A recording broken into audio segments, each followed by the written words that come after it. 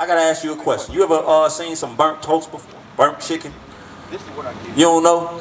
I think you have. But if you burn anything, what color does it turn? It turned black. So what does that tell us about Jesus? He was what? He was black. So I want you now, point to Jesus for me. Knowing what we just know, we know he had white woolly hair, his eyes was red, and he was black. He was dark skinned. Which one of these two is it? Is it the one on this picture or the one on this picture? Come touch it. Come over and touch it. Touch it with your finger.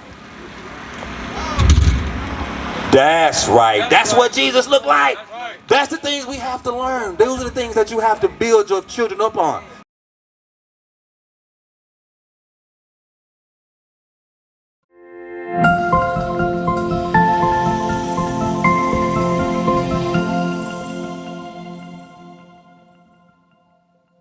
Ourselves the same way.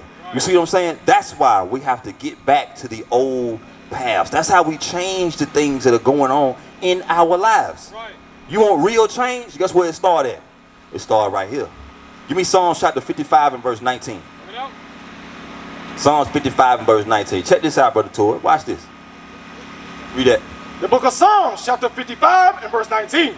God shall hear and afflict them, even though he abideth of old. It said God shall hear and afflict them. That means cause trouble, cause problems in our lives. Why? Because they have no changes. Because what? They have no changes. It's because we don't change. Because we refuse to change our mind, change our behavior. That is the reason why God calls affliction in our lives. We all going through something, I understand that. But it's certain things that we ain't even really got to go through. God give us a way to avoid punishment, to avoid that judgment. You know what that is? This Bible, do what it say. Right. As the Israelites, finish that out. Therefore, they fear not God. We don't fear God. And guess what happened? Matter of fact, go to 2nd Esdras for me. You got 2nd Esdras in there? 2nd Esdras chapter 7. I want to show you something real quick, Brother Torrey. And if y'all got questions, family, feel free to ask. 2nd Esdras chapter 7 for me. Let's see. Yours look different from mine. Let's see what I want. Yeah. To avoid those things that cause punishment. There it is, verse 20. I want that. The book of 2nd Esdras chapter 7 and verse 20. For there be many that perish in this life. You see that? It said there be many that perish in this life. Because they despise the law of God that is set before them. Why do people perish, Brother Torrey? Because they despise the law of God that is set before them. Despise the law of God. A lot of our people hate God's law. Like sometimes we tell our sisters that they got to wear a dress and not pants. They hate that. We tell our brothers they got to put the guns down. They got to stop smoking, stop drinking so much. Got to grow their beard, like the Bible say. A lot of brothers hate that. You understand? God's laws, people hate that thing. And because that, they perish in this life. Come on. Verse 21. For God hath earnestly commanded them who come into this world, when they have come, what shall do that they may live. God gives us the commandments to show us what we should do to live, right? Read. And what they should observe to avoid punishment. What we should observe to avoid punishment. God give us the keys to avoid a lot of the punishment and the harsh things that happen in our life. You see what I'm saying? But guess what they do? That right there. All praise to the Most High God. Read that one more time. For God hath earnestly commanded them who come into this world, when they have come, shall do that they may live. And what they should observe to avoid punishment. God gave us his commandments to show us what we should do to avoid punishment. You want to avoid STDs? Guess what you got to do? Read out. Stop committing fornication. All right. Stop committing adultery. Stop putting it in places they don't belong. Right. Y'all understand? So I see my princess, my little princess right here. What's happening, little sister? What's going on? You don't know? Oh, I'm going to ask you a question then. Who is that man right there? You don't know who that is? What about this person? You don't know who this is either? You don't know? You ever heard of Jesus before? You never heard of Jesus before? That's different. That's the first person I've ever met that has never heard the name Jesus. But you know? Okay. Mom? Okay. What's your name, sis? Carmen. Nice to meet you. My name's Zariah. So check this out. What we out here doing is teaching who we are according to the Bible, right? So-called black people, we ain't just black people. You understand that? My skin ain't even black. Your skin ain't even, you see what I'm saying? But the tires on your car black. That's not our nationality. Our nationality is Israel. The man that we come from, our actual forefather, his name was Israel. That's what makes us the Israelites, by blood. You see what I'm saying? And what we're trying to show our people is we have to come back to doing the things that God has given us in order to get back in good standing with God. Right. Because as you look around, just be honest. As a whole, do we look like we in good standing with God? It don't. That's why he lets a lot of the things happen, right? A lot of stuff that we go through, we really ain't even got to go through. But what we do, we sidestep what God say do, and we follow after our own mind, right? And what that comes from is we really don't even know who Jesus and God is. Part of that is knowing what they look like. Because all our lives, we've been taught that this was who? We've been taught that this was Jesus. I don't think there's any church you can go into that has a picture of Jesus that look anything different than this. I ain't never seen it. Oh, well, you know what? In the Vatican and all those different places, guess what? They actually have pictures of Jesus. And guess what? He ain't white in there. They know something that we don't know. Jesus Christ is a black man according to the Bible. Right. Revelation 1:14. I'm going to show you some. What's your name, princess? Carnella. Huh? Carnella. Carnella, nice to meet you. That's a beautiful name. Watch this. The book of Revelation, chapter 1 and verse 14. I'm going to show you what Jesus looks like, okay? His head and his hairs were white like wool. So this is the revelation of Jesus Christ. When John saw Jesus on the island of Patmos, where he was exiled to die because for some reason they just couldn't kill him, guess what? He saw Jesus. Now, mind you, John the Revelator, he walked with Jesus. This is his favorite disciple, by the way. So he should know him. Don't nobody else know what Jesus looked like. And guess what he gonna tell us he saw? Read that one more time. His head and his hairs were white like wool. Verse 13, matter of fact. Verse 13. And in the midst of the 7 candlesticks, one like unto the Son of Man. So we heard a voice talking to him. And he turned around and he saw in the midst of 7 golden candlesticks, that's what we would call a menorah today, he saw one that looked like the Son of Man. Who was the Son of Man? That's Jesus. Right. Okay, read. Clothed with a garment down to the foot, and girt about the paps with a golden girdle. When he saw him, he had a garment on, all the way down to his feet, right? And around him, he had a golden belt. That's why he called it a gold girdle. Come on. His head and his hairs were white like wool. So this person that looked like the Son of Man, that looked like Jesus, he had some things about himself, some characteristics. He had, what did he say? His head and his hairs were white like wool. He said his head and his hairs were white like wool, meaning what? The hair on his head and the hair on his face were 2 things, white in color and woolly in texture. Now, who got woolly hair? Anybody know? You see the hair on top of that brother's head? That's wool. If you took your thing off your head, we probably see wool. The young brother sitting beside you, his hair like wool. Your hair, Carnella, that hair's like wool, like a sheep, almost, right? If I took these braids out, it'd be over with, it'd be wool all over the place. You see what I'm saying? So when John saw Jesus, when he saw the Son of Man, which one do you think he saw? This one or this one? The one on the right or the one on the left? The one on the right, right? But we could be wrong, because it ain't said nothing about his skin color yet. But it did say that his hair was white in color and woolly in texture. Come on. His head and his hairs were white like wool, as white as snow. And his eyes were as a flame of fire. He also noticed that his eyes was a flame of fire. You know what that means, sis? What that mean? You don't know? We're going to show you. That means red, right? His eyes were red in color because Jesus drank wine in moderation. His first miracle, what did he do? He turned water into... What Jesus' first miracle? What was it? He turned water into wine. That's the first one you read about, right? Now, obviously, if I can turn water into wine, you know, but drink a little bit, right? I ain't gonna get drunk, but same way, Jesus said they called Jesus a wine bibber. They called him a drunk. Why? Because they knew he drank a little bit of wine, but he wasn't no drunk. But that's what it's talking about. His eyes should be red with wine. Matter of fact, let me show it to you. Genesis 49. Rivers of living water. Hey, I see you watching the video. Let's go ahead and hit that subscribe button. Matter of fact, won't you like, subscribe, and share? IUIC Mississippi burning. Like, subscribe, and share. Even comment. What we're doing is reading the Bible precept upon precept. Meaning sometimes you're going to have to read it in one place and then read it in another to get the understanding of what it's actually saying. You see what I'm saying? Watch this.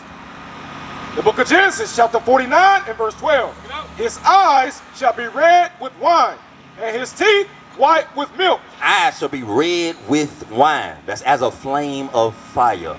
And his teeth shall be white with milk, going into his understanding. Go back to Revelation now. Verse 15. His feet like unto fine brass. Now, we get into his feet. We got two things. His hair color and his hair texture, that's white and woolly. What his eyes look like, there was a flame of fire or red with wine. Then it says his feet, just like I can see your feet. I can see your feet right now, little sister. Watch this. And his feet like unto fine brass. His feet like fine brass. Anybody know what brass is the color of? Or what the color of brass is? What is the color of brass? Yes, B-R-A-S-S. You ever seen you seen a penny before, right? Yeah. A penny. Well, guess what? That's brass. What color is a penny? That's brown. Bronze, if you want to use that word, right? So just like Jesus' feet, I can see my little sister's feet right here. And them some brown feet to me. Them some light brass feet to me. I don't know, I could be tripping. But watch this. And his feet like unto fine brass, as if they burn in a furnace. As if what? As if they burn in a furnace. Jesus' feet was so brown that they looked like they burned in a furnace. If you burn anything, little sister Princess Cardinella, I gotta ask you a question. You ever seen some burnt toast before? Burnt chicken? You don't know? I think you have. But if you burn anything, what color does it turn? It turned black. So what does that tell us about Jesus? He was what? He was black. So I want you now, point to Jesus for me. Knowing what we just know, we know he had white woolly hair, his eyes was red, and he was black. He was dark skinned. Which one of these two is it? Is it the one on this picture or the one on this picture? Come touch it. Come over and touch it. Touch it with your finger. That's right. That's what Jesus looked like. That's the things we have to learn. Those are the things that you have to build your children up on. You see what I'm saying? The whole time we thought the greatest man that ever walked the face of the earth was a white man. And you know what that did for us? That demolished our self-esteem. That's why we look at each other with so much disdain.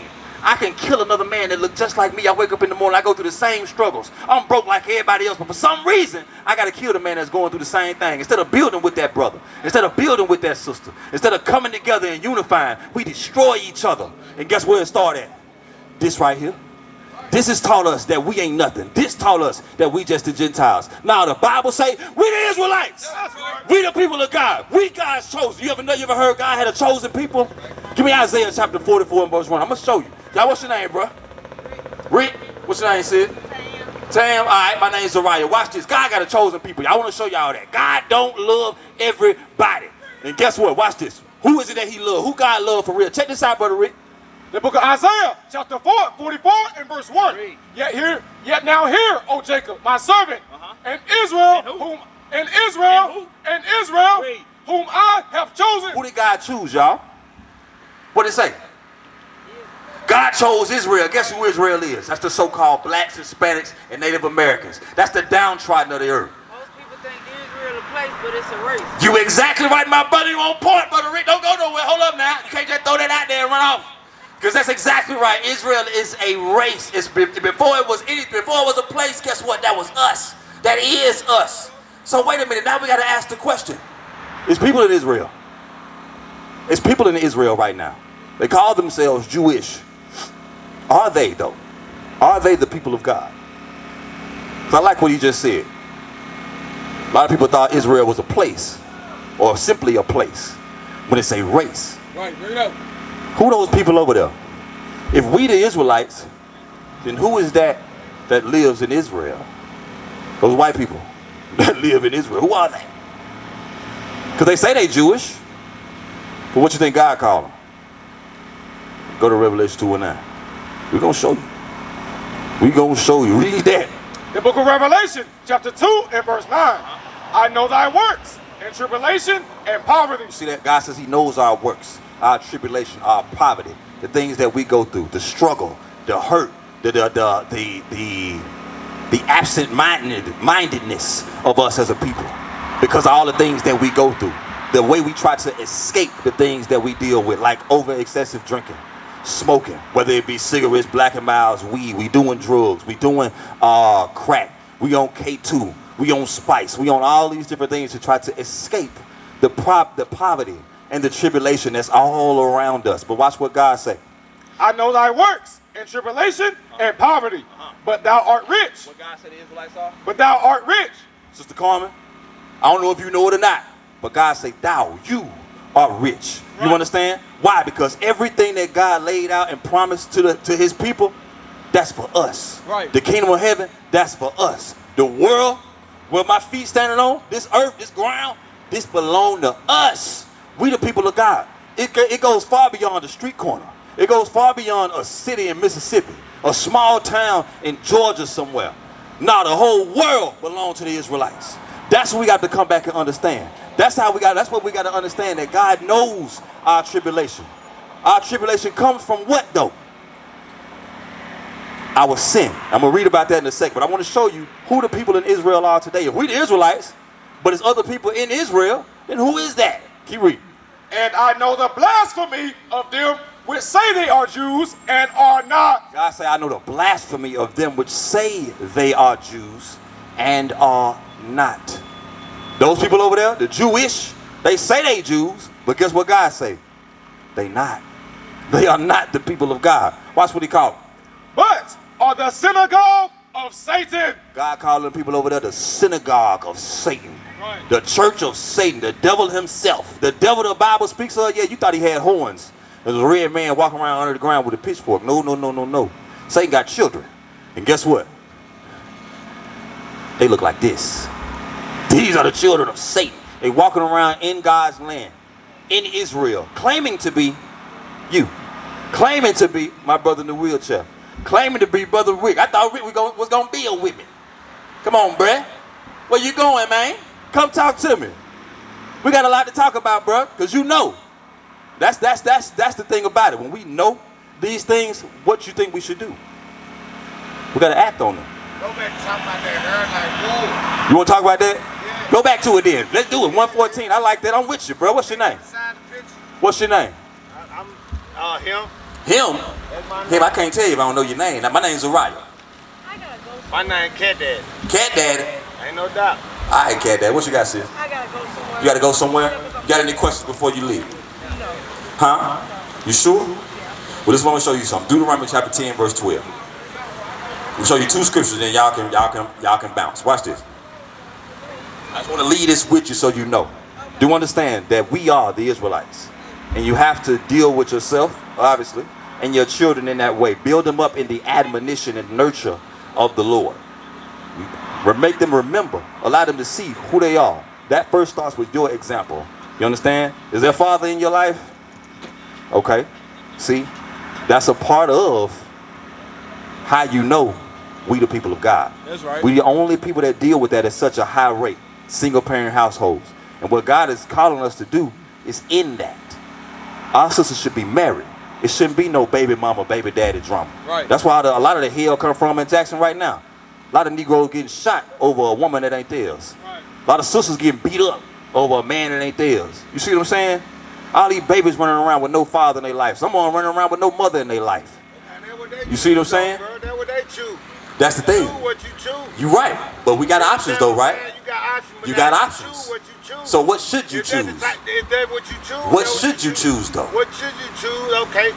If that's what you want. God say what choose you want. life instead of what death. you You ain't got but two choices, life or death. God say choose life. You see what I'm saying? So I want to show you this. How we choose life. Deuteronomy 10:12. Read out. Book of Deuteronomy chapter 10 and verse 12. And now Israel, what doth the Lord thy God require of thee? So we all want to know what God requires of us, what God wants from us. A lot of people have been asking that question. That is an age-old question. What God want us to do? I don't know, because he ain't like he coming down sitting on the side of your bed talking to you. He ain't calling you on the phone like, hey, I need you to do such and such, such and such. Well, the Bible always has the answers. Watch this. Read it one more time. And now Israel, what doth the Lord thy God require of thee? What God want from us? But to fear the Lord thy God. Starts with fear. We got to fear God. We got to understand that God ain't playing with us. God a black man. And real black men, real strong black men ain't playing no games with nobody. Where do you think they get that from? They Father, which art in heaven. What is a nation?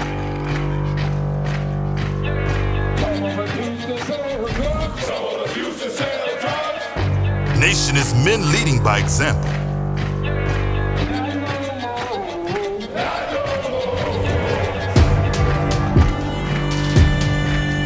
Nation is family.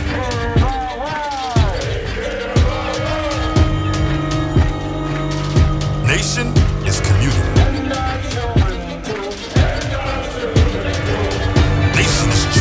role models.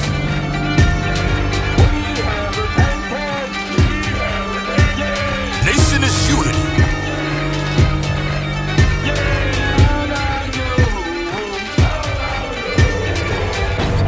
Nation is you. And finally, my brethren, be strong in